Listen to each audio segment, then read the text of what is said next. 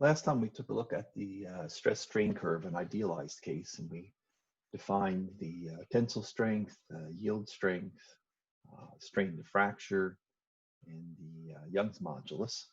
So this time I just wanted to show you 3 cases of real data. And so this is some data taken out of a book by Professor Dowling. So here we have the tensile data on a 1020 steel. And you can see that on the top plot here, we've got, again, this is steel, so we're looking at something like a 37% strain at fracture. You can go ahead and get the tensile strength on here, so the maximum stress value that the sample sees.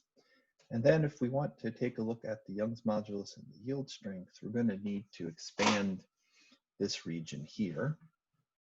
And that's what we've got plotted down below. And now we can go ahead and we can pull off the slope here.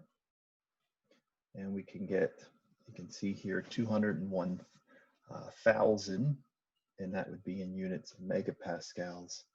So that means it's 201.2 gigapascals. So that's our modulus. We can come over to the 0.002 offset, right? We can just follow the same slope, and where we intersect here is our yield strength, 264 megapascals. All right. If we were to continue on in this area and we were to unload at some point, the unloading slope would follow the elastic modulus. Okay, so we would get some recovered strain. So this strain here in this little piece is a recovered strain. It's the elastic strain. And then the plastic strain would correspond to the remainder. The strain, the plastic strain plus that elastic strain, I'll go ahead and keep this as sub E instead of recovered. Plastic strain plus elastic strain is the strain under load. Okay, so that would correspond to this point, the strain under load. I meant to say equals here. All right, so the other thing we can see with this steel, you can see that there's also an upper yield point, and then it does drop off a bit. This one doesn't show that kind of jagged or serrated yielding that we saw in the other case, but you can see again that that it does have this upper and lower yield point, and that our rule falls into this lower yield point region. All right, the actual data that came out was force that was applied, and there was also the displacement of the sample, and that's already been turned into a strain value for us.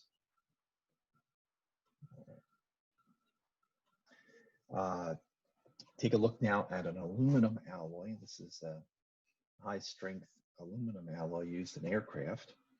And this one's plotted a little bit different. Instead of having a separate plot for the initial region, it includes both plots on one. And so you have to just be a little careful at trying to read this one. So curve 2 here is the overall curve, and that uses the top axis. And so we can see that our strain at fracture is about 15.3%. Right? And we were at about 37% for the steel.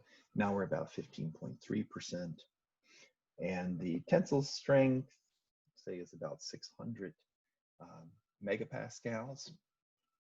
And then we can go ahead and take a look at this initial region. Right? That's what's plotted here using the bottom scale.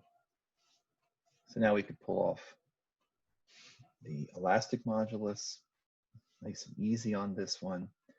And you can see here this 415 over 0.0065. So let me just show you, this is the point that's being used. So they're actually pulling the slope off like this. And we get 68.6 gigapascals. All right, and then let's see what else, the yield strength. In this particular case, the yield strength, this would be a 0.2, right? So we'd have to kind of follow this curve up so we can keep the same slope here. And then my intersection would be here. So this is looking like it's probably about 540 megapascals or something for the yield strength. As a rough estimate based on my freehanding here. All right. Also, if we wanted to take a look at the strain after fracture, so we got the strain at fracture, which is this point.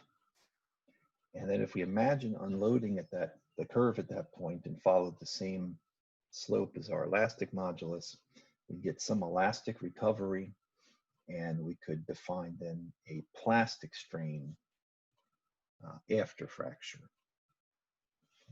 So the plastic strain after fracture is equal to the strain at fracture minus Hooke's law, minus the elastic strain that's recovered. Right? That just simply comes from Hooke's law. Right? And that's what this line here is. It's just a plot of Hooke's law. And so we can put that in and we can calculate that this plastic strain after fracture is 14.5%.